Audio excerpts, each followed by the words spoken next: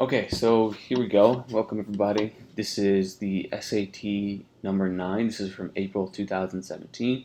This is the reading passage.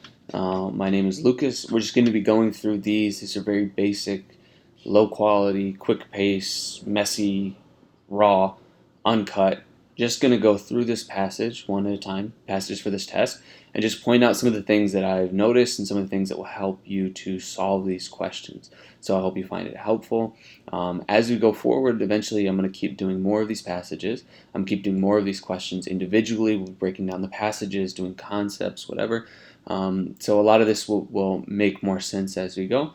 But let's just get started. So we're going to try to go through, let's see how I do. Let's try to go through questions 1 through 10 and just see how far we can get. So let's start with question 1. So 1 says, according to the passage, the old man was standing on the veranda because. A couple quick things. So 1 is the nature of the question here. So I'll be putting out something that will explain the breakdown of each one of these types of questions. For this one, though, this is according to the passage kind of question. These are questions that are very particular. These are like the bread and butter, in my opinion, of the SAT. Because every SAT reading question, sort of the rule of thumb, the principle, the habit you have to develop is to go back to the passage to solve, to look for the text that's going to help you to solve it. For these types of questions, though, according to the passage question, you can almost always identify one specific sentence that will answer every single one of these questions. For other questions that are like more general about purpose or whatever, you may not be able to identify a specific text. Sometimes there's 2 texts, whatever.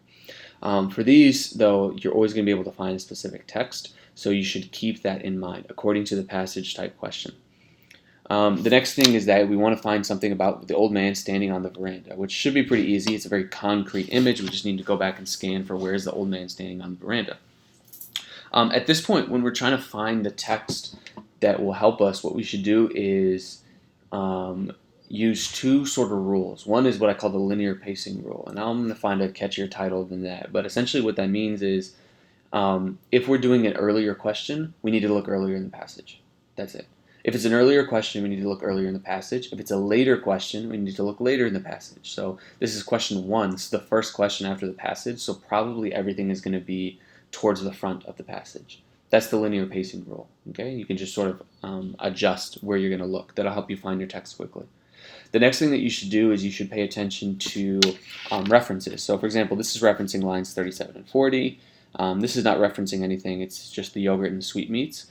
But the question order rule basically says if question 3 references lines 37 and 40, then question 1 is probably going to reference something before 37 and 40. It's not a perfect rule. Wow, look at this greasy face.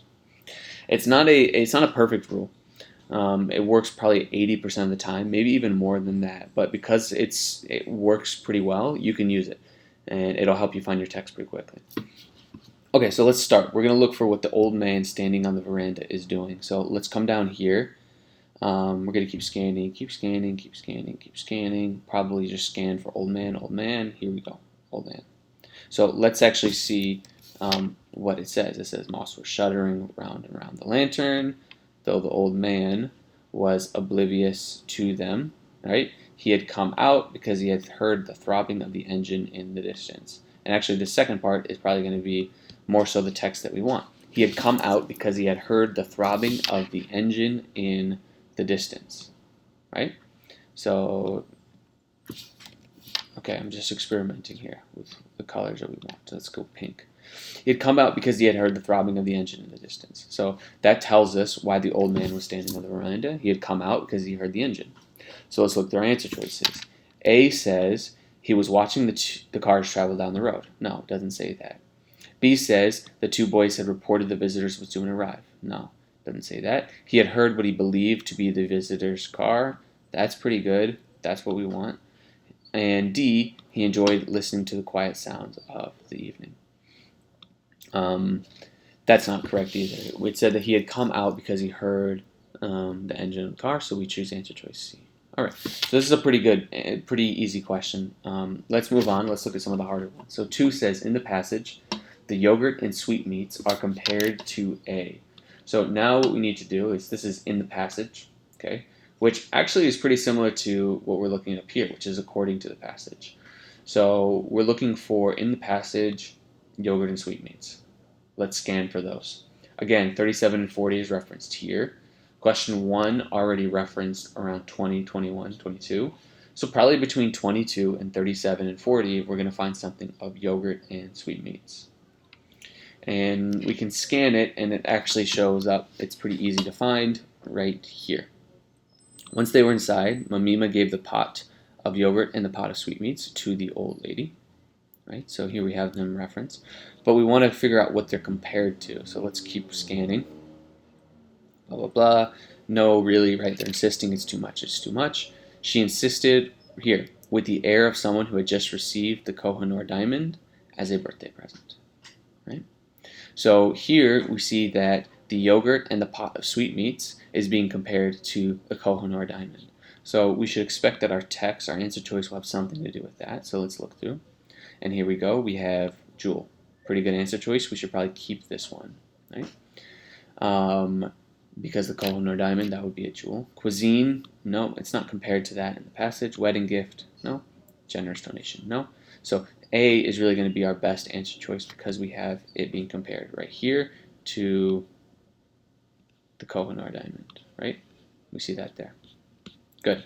Let's move. Now let's look at question 3. So as used in lines 37 to 40, air most nearly means. So this is a kind of a word choice type question, right? We need to figure out what these words are meaning. Words in context is what they're called. To be honest, I haven't figured out a great way to teach these questions yet. It's hard. I don't know if there's like a strategy for them. A lot of it is just being familiar with the words. They're usually pretty simple words. Like in this case, you just have air. But even if they're simple words, sometimes it's hard to figure out the exact nuance that is being emphasized. And it's hard for me. I don't really have explanations always for these beyond just choose the right answer, right? Just it means this because it means that. And I want to try to avoid that. But let's do our best. Let's go back and look for 37 and 40 where air is being mentioned. So let's say down here. Here. With the air. Come here. Work for me. You're not working. Good. With the air of someone who just received the Kohinoor diamond as a birthday present. And then down here with the air of someone. So let's sort of understand what's going on. So the yogurt and the sweetmeats are being presented to the old lady as a gift, and she's really responding, there's no need, oh really, this is too much, this is too much. And we're made to seem that this is a little bit over dramatic, right? She's acting as if she just received this really valuable Kohinoor diamond as a birthday gift, when in reality it's just the yogurt and sweetmeats, right? It says down here, it was nothing, of course, only his sweets and yogurt. So with the air of someone who just received, it's almost like pretending, right? And if not pretending, it's almost like acting, right? So they're acting as if they just received this Kohinoor diamond with the air, with the attitude. So we want to find something that's going to reference that or kind of refer to that. So air most nearly means atmosphere, right? Doesn't really make sense, right? With the atmosphere of someone who had just received the Kohinoor diamond. So atmosphere can be used literally and it can be used metaphorically, but even the metaphorical sense doesn't make too much sense here. We wouldn't really say that they're acting with the atmosphere or something like that. Atmosphere might be used to describe a restaurant or like a scene, a nightclub. It doesn't really work here. B says absence, right? That they responded with the absence of someone who just received.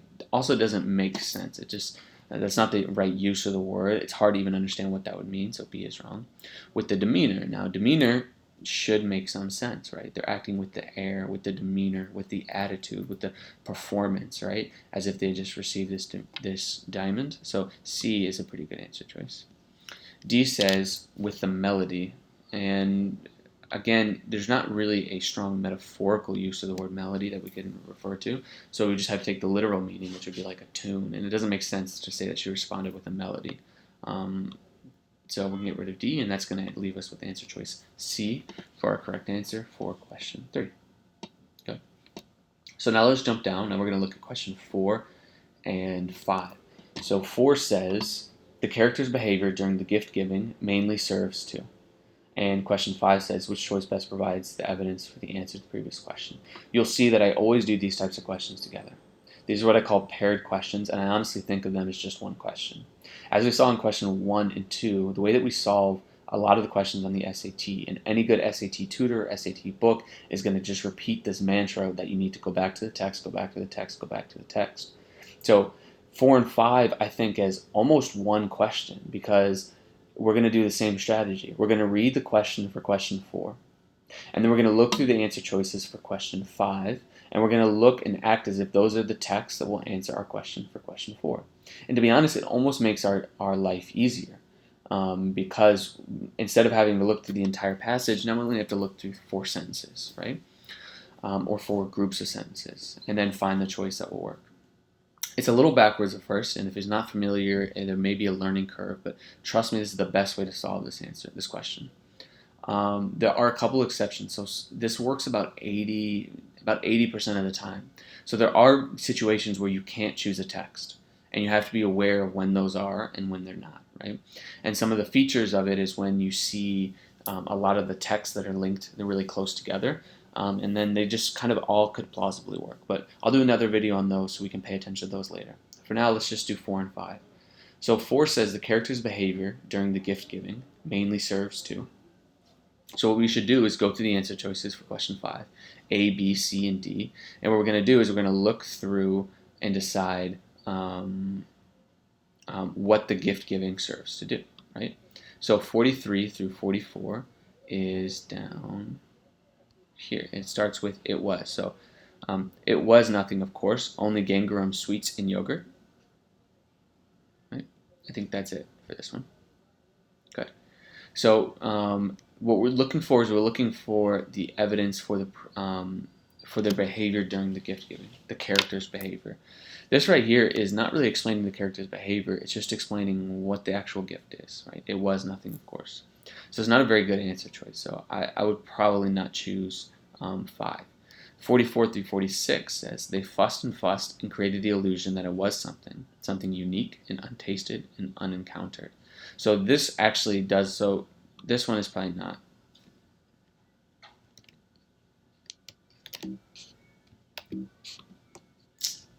Excuse me, I'm still trying to figure this out here. Yeah, good.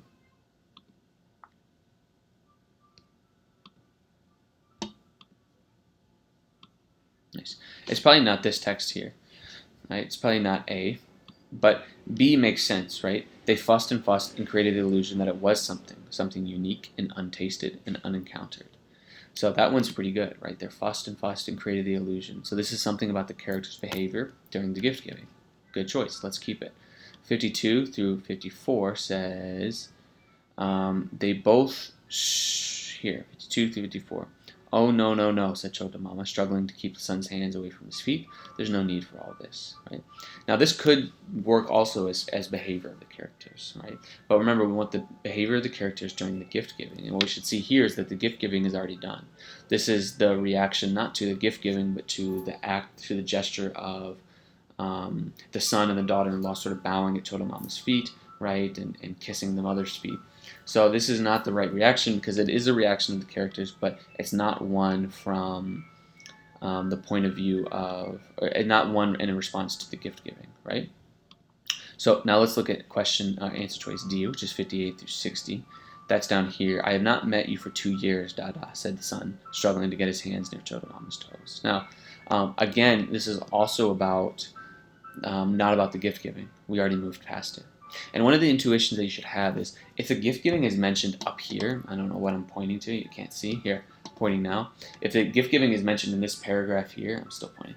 If it's mentioned in this paragraph here, then once we move past that scene, we're not going to come back to it. And that's another sort of just feature of the SAT reading, is once we reference that, we move past it, we should be keeping our mind that it's probably not any of these texts now, because they're all about reactions to this gesture of kissing the feet. They're not a reaction to the actual gift giving.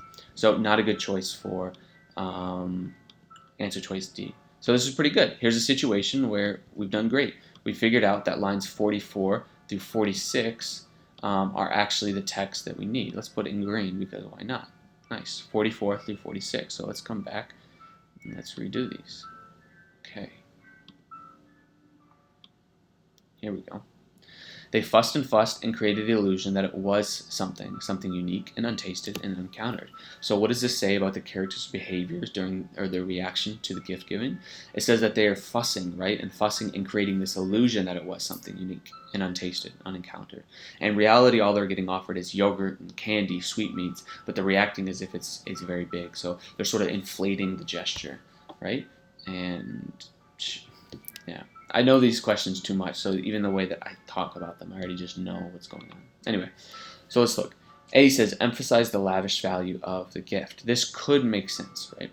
Could make sense because it's like, wow, like they're reacting so strongly, so maybe they're just emphasizing the value of it, right? And on a first pass elimination, maybe we keep this one for now. Although you might intuit from in advance that there's already a problem with it, but let's get through it. B says inflate the significance of the gesture. This basically means that you're acting as if it's more important than it is. I'm going to put them over here. I like that.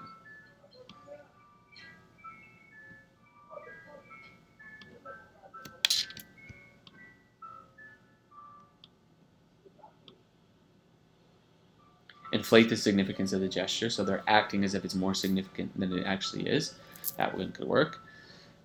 B says convey indifference towards a gift. Doesn't make sense because there's no indifference, right? If anything, they're acting too much. Indifference would be if they're just like, oh, that's cool, and they're ignoring the gift. But no, instead they're acting as if it's lavish, almost like a jewel. So that's not a good answer choice. D says stress the need for polite behavior, right? This would be if they're reacting. To stress the need would be like, oh, we have to act in this way, or you would see one character encouraging another character to act politely, etc. It doesn't really make sense with what we have. So now we have A and B, and this is a mildly difficult choice here because both of them are talking about basically their positive sentiments and positive reactions towards the gift. But A says to emphasize the lavish value, and B says to inflate the significance of the gesture. So if we're on a hard question, and these aren't particularly difficult, but this is sort of similar to what we'll encounter on other questions. Sometimes we'll have two answer choices that almost seem identical, and we have to decide between them. So the first thing to do is use the methodology that we're going to be going over here to get you to this point where you actually know that you're deciding between these two answer choices. Because a lot of times what happens with students is they just, once they encounter difficulty, they get so confused that they don't even know what they're solving. So if you have a nice methodology where you can pare down, cut down the question, right? It's almost like an ice sculpture. You start with a big block of ice and you just start carving it until you get to a clear picture of what this question could be. Now, once you're stuck between A and B, now you have to decide between the two answer choices. And the way to do this is what I say is you need to pull them apart, right? Because sometimes in your head, if you're just thinking that these two are the same, you're going to get confused. But you need to pull them apart so that you have, one is saying emphasize the lavish value, one is saying inflate the significance. What's the difference between them? So to emphasize the lavish value is to say the gift actually is valuable. It has a lot of value, and we're emphasizing that. B is saying we're inflating, or we're sort of making this illusion that this gesture or this gift or something is more significant than it is. So on the one hand, there actually is value to the gift, and on the other hand, the value is created, right, through this inflation. And we know that it's more like B, right? He actually says, it was nothing, of course. It was just this, but they fussed and created this illusion. So there actually isn't lavish value in the gift. It's just sweetmeats and yogurt. So B is not going to be, or A is not going to be our answer. And that means we're going to choose answer choice B for, wow, I'm making a mess here. Answer choice B for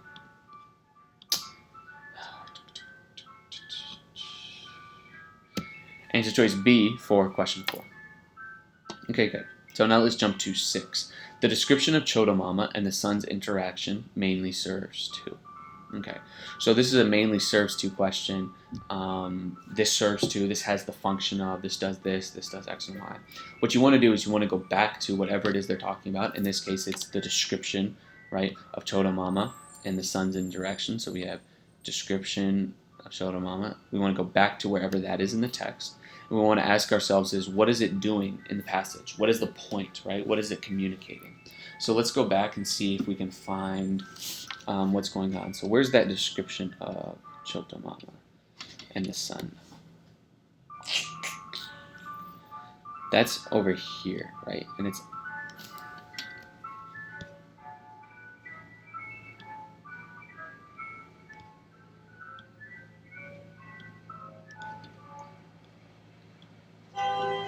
promise. I promise. I know what's going on.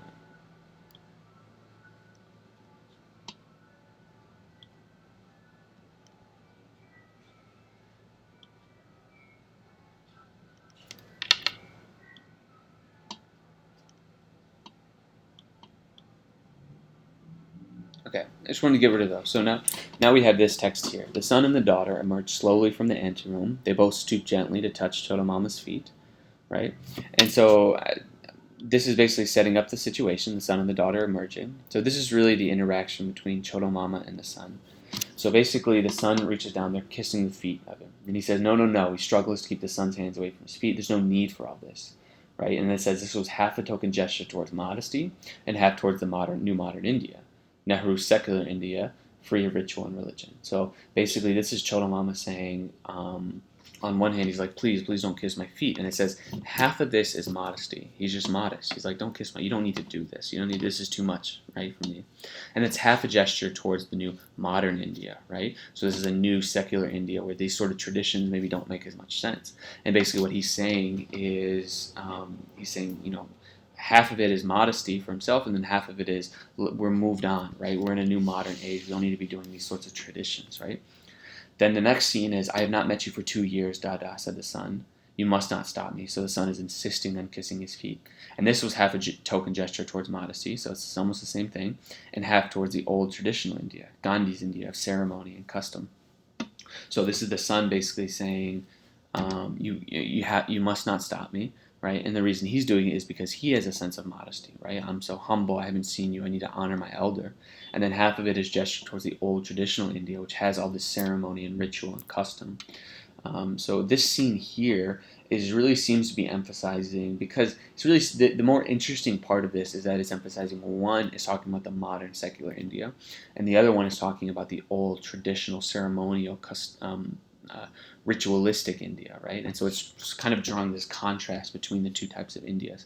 That's the more important part of this, right? So let's look through our answer choices. A says, show how the characters diverge in their approaches to cultural practices. Could be. Because they are diverging, right? And so maybe we're just trying to draw this emphasis between how Chotomama and the son interact. So it could work. B says, emphasize the characters' complex relationship. Maybe, but less strongly than A, right? I almost feel like if it's a choice between A and B, A is better than B, because A is talking about the divergence. B, it's almost too much to say that there's a complex relationship. We don't really know. It might be complex because they have different values and they're pointing towards different Indias, but that doesn't really make sense. It's not clear enough in the text to justify it. So I would say get rid of B. C says, stress the characters' misinterpretations of Indian history. We should pay attention to words like this, which are not only strong, like a strong claim, but it's also kind of negative, right? To imply that they're misinterpreting Indian history. And it doesn't necessarily mean it's wrong, but it's more likely to be wrong. And if it's right, we have a high burden of proof, meaning we need to see strong evidence that they're misinterpreting something. And we don't see that in any of the scene that we have, so we can get rid of C. D says, depict how the characters created gestures that became routine. So they are creating gestures, sure. But we should pay attention to this last part, that became routine. So this would mean that the gestures that they're doing are something that later become routine, or this is the start of a routine, or this is a habit that they're forming, and we don't really get that. These gestures are kind of one-offs, right? They haven't seen each other in so long. There's no indication that it's going to become routine, and they actually seem to be kind of temporal, like probably something that won't happen again. So we can get rid of D, I think, which is going to leave us with answer choice A, which we should choose as our correct answer for the question. Purple. Why not? Let's try it again. Purple. Why not? Perfect. Okay, so let's start with question 7. So over the course of the passage, Sandeep comes to view the adults as. So over the course of the passage, Sandeep, right, viewing the adults, etc. So I'm highlighting these because these are sort of the 3 things that, to me, are the most interesting, we should pay attention to. So 1 is over the course of the passage, which means that there's going to be some sort of change that happens, right? So we should look for a text, and we can just try to go with our remembrance of what's going on in the passage, or we can go back and try to find a specific text, like where the change actually happens. And I think that's more likely for what we want. The next thing is we want something that's Sandeep, has, right? We want to make sure we pay attention to what character it is. I don't think that matters too much in this question, but in other questions, being able to track what character specifically being talked about is going to help you. And then view the adults. So we want something that a viewpoint of the adults that Sandeep has that changes over the course of the passage. So let's look. Now we know that this reference 44 and 46, the description of Chota Mama, the son, they come here. I'm going to eliminate these real fast just so they don't get in the way. Try it again. Nice. Try it. Please stop. Come here. Okay, so probably, honestly, we don't know for sure, but I would imagine that here, or somewhere around here, is where we're going to get, afterwards is where we're going to get Sandeep talking about a course, right, a change that he had. Now let's see if we can find that text. So over the course of the passage, Sandeep comes to view the adults. So let's see if we can find that. Sandeep, meanwhile, had come to the conclusion that the grown-ups were mad, each after his or her own fashion. Wow, that works pretty good, right? It's the first text that's there. We have Sandeep being mentioned. We have the grown-ups, right, which is referencing the adults, and it had come to the conclusion, which means this is a change that's occurring over the passage. So what does it say? Let's answer it in our own words. He says that the grown-ups were mad, each after their own fashions, right? They're kind of crazy. He also goes on to elaborate right here. Simple situations, like gift-giving, were turned into complex, dramatic ones. Not until then did everyone feel important and happy. Will they never grow up, thought Sandeep irately. He glanced around him. So it's really this whole text here. 1, he thinks the grown-ups were mad. 2, he thinks they're over-dramatic, right? They're doing too much. They're taking these simple situations and they're turning them into these complex, dramatic ones. And that's the only way that they become happy, right? Will they never grow up, right? So they're juvenile. So they're mad, they're overdramatic, and they're juvenile. Let's see if we can find a text that will sort of reference that, right? We know it's a negative characterization, so we can stay with that. And it's not only negative in the sense of like a hateful, but it's sort of dismissive and condescending. So anything in that sort of emotional range is going to be a good text, and we can pick the specific one as we go forward. Strict. Not really good, right? Because his whole attitude is that they're dismissive, they're crazy, it's negative. It's not strict. Reserved. No, not reserved. If anything, they're not reserved enough. He thinks they're doing too much emotion, whatever. Sophisticated. No, that's the opposite. He thinks they're sort of unsophisticated, right? That they're not developed. Immature. Yep, immature is right, and that's going to make sure that if we want to double clarify. We want to make sure that it works. We have this. Will they never grow up? Will they never grow up? They're immature. Good. Answer choice D for question 7.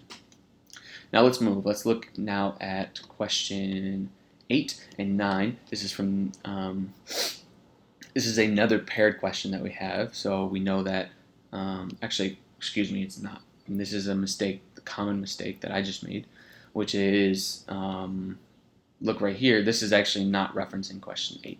So we just want to look at 8 by itself. Sandeep would be most critical of which action from the passage? Sandeep would be critical, right? Critical of which action from the passage? And there's a couple ways to sort of solve this.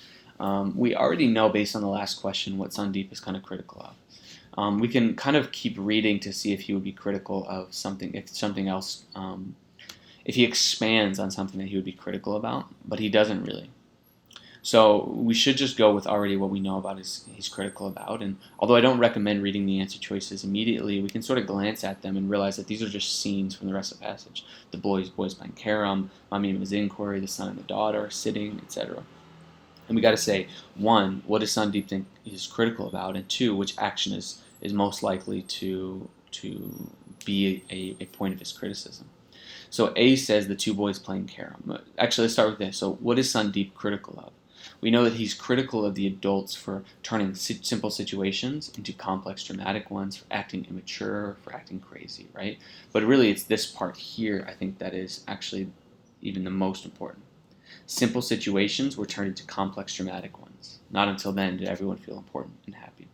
So let's choose a situation where they're turning a simple situation into a complex, dramatic one. A says the 2 boys playing carom. There's not really much that's mentioned here. It doesn't really seem like they're turning a simple situation into a complex, dramatic one. It's just they interrupted their game, right, to point directions to the house. That's it. Not a good one. B says Mamima's inquiry about the gender of the child. She's just asking what is the gender of the child. There's really nothing to indicate that she's turning what could be simple into something complex, that she's over dramatizing something. C says the old lady's reaction to the gift. Now, this we should remember does kind of work for what we're talking about, right? So where's the old lady's reaction? There was no need, she said, with the air of someone who had just received the Kohinoor diamond as a birthday present, right? This is too much, right? And basically down here, he says it was nothing, of course, right? You can almost see his frustration already here. It was nothing, of course. Only gangarum, sweets, and yogurts.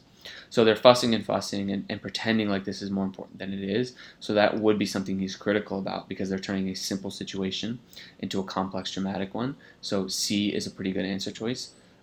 D says the son and the daughter-in-law waiting in the anteroom.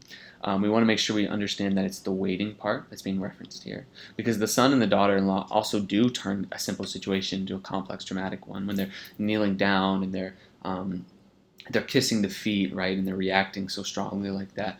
But their simple waiting, right, before this is really nothing. What does that have to do with anything? So D is going to be wrong, which means we should choose answer choice C for our correct answer for question. Good. Now we're going to look at question 9, which says, which lines from the passage most strongly suggest that India has experienced social change? Which lines from the passage most strongly suggest that India has experienced social change?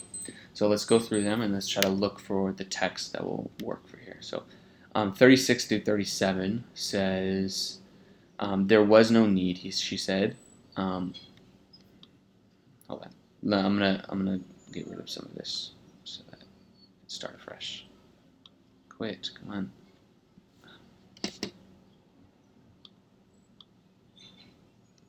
Good.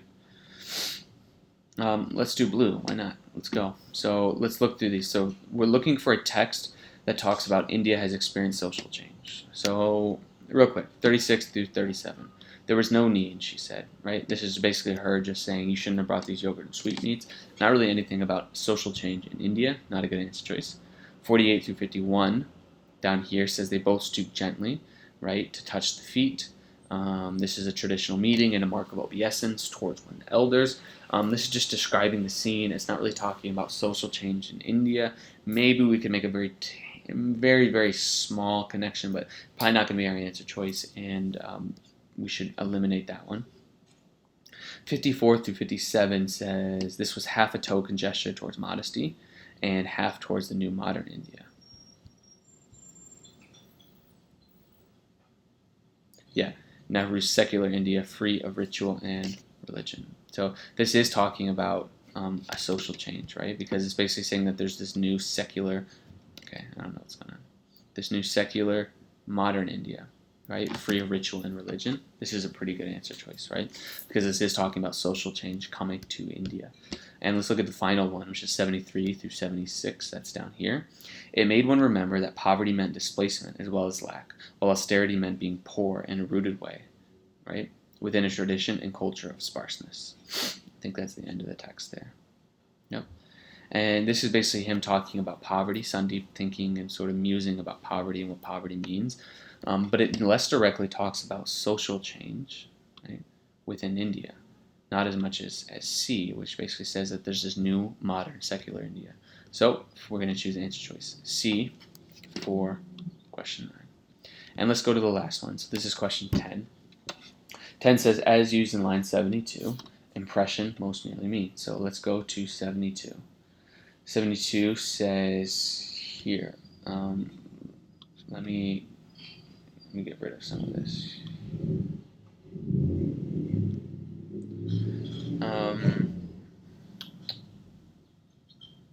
Here.